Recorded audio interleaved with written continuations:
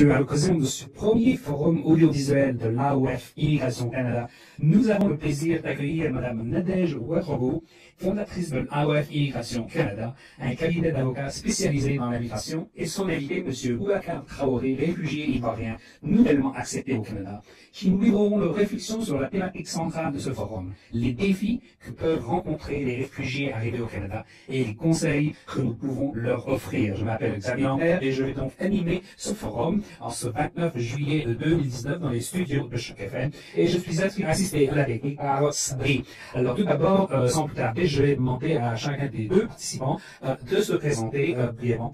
Je vais commencer peut-être par Nadège. Allez-y Nadège. Bonjour Xavier, mon nom c'est Nadège, comme vous l'avez bien dit. Nadège Ouattarago, je suis consultante avocate en immigration à Toronto et je suis fondatrice de AOF Immigration Canada.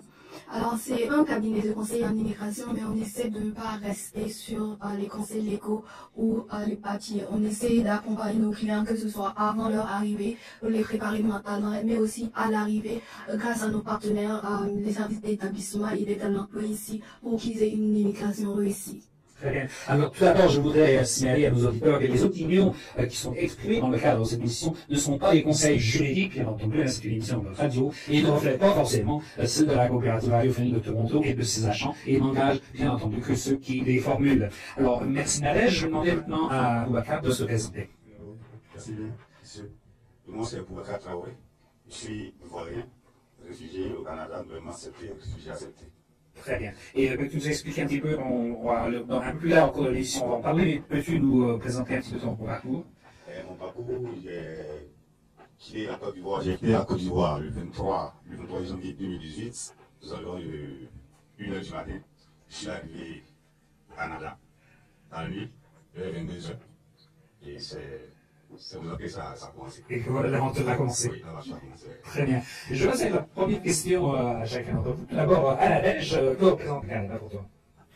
Bien, le Canada, moi-même, je suis immigrante. Je suis venue à l'âge de 18 ans pour étudier. Alors, ça représente pour moi une seconde chance, une part d'accueil, d'acceptation aussi. Après, je pense au Canada, je pense toujours à chance. Je sais pas pourquoi, parce que j'ai toujours l'impression que, même si c'est dur, je dis pas que c'est l'Eldorado et on va tout prendre par terre, mais même si c'est dur, il y a une ouverture qui est là, il y a une chance pour vous donne. Donc quand je pense à Canada, je pense à chance, et c'est comme ça, la plupart du temps, que je m'exprime quand je parle à mes clients, et que je leur explique, qu'est-ce qui les attend au Canada. Très bien. Maintenant, je vais modifier un peu les questions de toi. Quand tu étais encore en Côte d'Ivoire, pour toi, dans ta tête, que représentait le Canada? Quand on parlait du Canada, on parlait du Canada, et je n'avais pas une idée exacte du Canada. Parce que je n'avais pas projeté quand la venue ici au Canada, en tout cas, je n'ai pas trop pensé. Mais en tout cas, chez moi en Côte d'Ivoire, l'idée sur le Canada est très bonne. Okay. Ouais, tout ce que tu croises, c'est pas chaque fois très bien. Qu'est-ce qu'on se dit justement? C'est la question qu'on se pose parfois. Nous qui sommes ici au Canada, les Ivoiriens ou même les autres pays d'Afrique, que disent-on du Canada en général? Bon, en général, on parle même du froid. Et le Canada est révélé rapidement sur le climat. On dit qu'il fait très froid au Canada. Et c'est l'extrême. Pour un Africain, un Ivoirien qui sont dans le chaud, pour venir dans le froid, c'est pas évident. En tout cas, c'est l'image, la première image que j'ai eue du Canada. Ensuite, on a dit que le Canada était un bel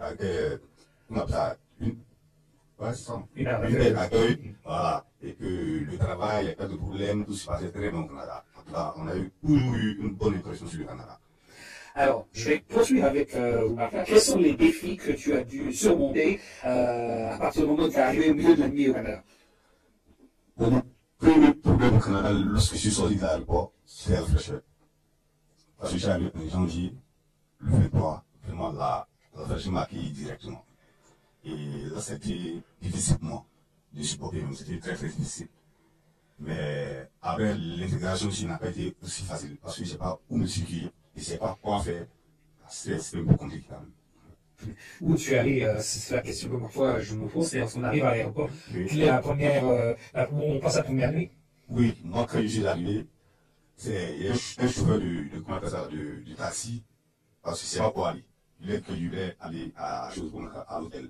Voilà. Il m'a dit que les hôtels sont chers. Alors, il a dit, est-ce qu'il n'y a pas de refuge, comment on peut faire, tout le monde, même, ils ne sont pas de la famille, de la famille. Pour moi, c'était venu aller à l'hôtel, puis après, ensuite, voir s'il y a des associations des Ivoiriens, probablement intégrés. En tout cas, lui, il connaît un building où nous sommes des Ivoiriens. Puis, mon ouais fait là-bas, et puis bon, on va voir. Le fait faire carrément à la porte de ce Oui, il m'a répondu devant un building comme ça, avec tout ça. Ouais. Il était là, que tu ne sais pas quoi faire. C'est difficile. Ouais. Et là, je vais, je ne comprends pas. Je vois la ficelle, je pousse, ça ne s'ouvre pas. C'est fermé. Voilà, je vais aller là, il faut le route. Voilà. Donc, c'est une femme qui rentrait, qui a ouvert. Et puis, j'étais là. Elle nous a des règles au plein. Voilà. Donc, il y a la solution. Je suis traité à l'hall. Et là, monsieur, ça me sera que moi, pas mal de minutes. Tu es passé tout seul dans le hall du bâtiment. Et vous avez amené quelqu'un qui est venu te parler. Un peu le matin. Oui. Voilà. Ouais. Là, maintenant, il y a plus un va sortir maintenant. Ouais. Du bâtiment. Ouais. Il a salué en français, mais apparemment, il ne comprenait pas le français. Okay. Il est passé. Après encore, il y a eu encore Elma qui ont passé. C'est là, quand il est salué, il m'a répondu en français. Okay. Voilà. Donc, il a expliqué mon problème. Non, je suis allé au Canada hier, bon, je ne sais pas où loger, tout ça. Vous arrivez dans un pays comme ça, vous ne savez pas où loger, quoi faire. C'est difficile, tout ne se passe pas comme ça. Donc tu es venu comme réfugié, hein, c'est ça qu'on doit. Moi, ils avaient pété même des choses. Des choses. Les réfugiés, moi, je regardais, j'ai compris le sens de tout ça, mais les réfugiés, c'est mon pays. Merci. Et puis donc je vais passer à Nadège. Quels sont on parle des défis justement que les gens qui arrivent au Canada pour la première fois doivent surmonter. Quels sont les défis à surmonter que vous trouvez plus souvent chez les clients qui veulent justement s'installer au Canada? Juste avant de passer, j'aimerais juste clarifier quelque chose. C'est que M. Boubacar, il est venu, il n'est pas venu en tant que réfugié, il est un réfugié spontané. Ça veut dire qu'il est venu et il a fui un problème. Il n'était pas venu pour demander le statut de réfugié, mais on l'a accueilli et il a pu demander le statut de réfugié. Donc c'est un réfugié spontané. Merci de souligner. Peut-être que je veux encore souligner la différence entre un réfugié et un réfugié spontané pour nos auditeurs comprennent bien. Ok, il y a deux types de réfugiés, les réfugiés de guerre, les réfugiés politiques, ça c'est l'État qui les sélectionne. Mais il y a des personnes qui arrivent, que ce soit avec un visa visiteur, un visa étudiant, et après ils ont des problèmes dans leur pays. Ça peut être des problèmes dans le pays ou ça peut être des problèmes personnels. Par exemple, si quelqu'un qui est homosexuel arrivé, c'est pas le pays, mais c'est plus personnel. Donc, il peut demander, une fois arrivé ici, s'il a été persécuté dans son pays et qu'il voit que le Canada est un pays d'accueil, et s'il peut demander le statut de l'asile, c'est un réfugié spontané. Il avait été sélectionné par le gouvernement. Très bien. Et l'autre catégorie des réfugiés qui sont signés par le gouvernement, tu parles du gouvernement canadien dans ce cas. Hein. Et ça se fait où, ça? Ça se fait dans leur pays d'origine, les pays en guerre. Par exemple, comme vous avez vu récemment avec la Syrie, il y a eu des réfugiés qui sont venus sélectionnés par le gouvernement. Très bien, très bien. Merci de la réponse. Alors, justement, les problèmes, on revient à la question initiale. On a entendu Boubacar qui, lui, est arrivé au milieu de la nuit, un chauffeur de taxi l'a déposé devant un bâtiment où il sait qu'il y a des Ivoiriens, et puis il a dû attendre le matin pour trouver quelqu'un. Est-ce que tu as eu des histoires semblables et peut-être même d'autres que tu pourrais nous conter? La plupart, quand ils viennent nous voir ou quand ils viennent par notre cabinet, on fait quand même sorte de les accompagner avant de leur trouver un logement avant qu'ils arrivent. Donc ces clients-là, mais en effet, j'ai eu aussi des cas de réfugiés où ce qui sont arrivés, ils ne savaient rien du tout comment procéder, où aller. Heureusement, ils ont été accueillis par des shelters qui ont été là quand même, je les félicite, qui les ont accueillis. Mais là, oui, il y a beaucoup qui arrivent dans cette situation-là et qui ne savent pas du tout comment demander le statut ou même où aller pour loger. Maintenant, les défis qu'ils rencontrent à l'intérieur, c'est bien sûr, premièrement, il y a la langue qu'on retrouve à tous les niveaux, parce que certains ne sont pas préparés à la langue. Et maintenant, d'ailleurs, on intègre ça comme partie intégrante de l'immigration dans notre cabinet. Il faut d'abord qu'ils prennent des cours d'anglais avant de venir. Bien sûr, je ne parle pas du cas des réfugiés parce que ce sont des problèmes qui fuient, mais ceux qui viennent des immigrants économiques, ils doivent d'abord prendre des cours d'anglais pour se préparer parce que le Canada, c'est quand même bilingue avant tout. Donc, il y a la langue et il y a à l'intérieur aussi les problèmes de recherche d'emploi. Parce que la réalité, c'est qu'on essaie de les sensibiliser à comment est-ce que le Canada se passe, mais la réalité c'est qu'ici on ne sensibilise pas aussi les employeurs.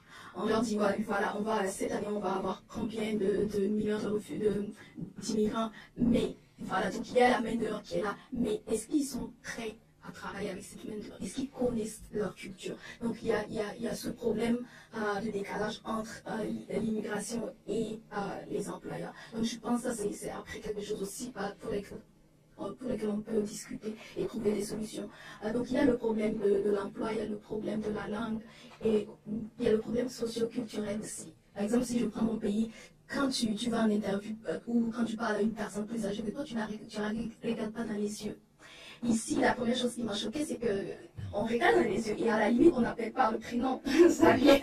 Alors que chez nous, ça ne se fait pas. Et quand tu ne regardes pas dans les yeux, c'est que tu as quelque chose à cacher. Donc, c'est tout qui paraissent des détails, mais qui sont très importants en fait. Donc, ce sont les défis, par exemple, qu'ils rencontrent quand ils arrivent à première nouvellement arriver. Tu mentionnais l'anglais. Alors, je sais que nos auditeurs sont dans la région de Toronto. Je sais qu'il y a des gens qui nous écoutent loin, parce que pendant la fin de semaine, je voyais des commentaires sur la page Facebook de gens qui allaient nous écouter d'Afrique.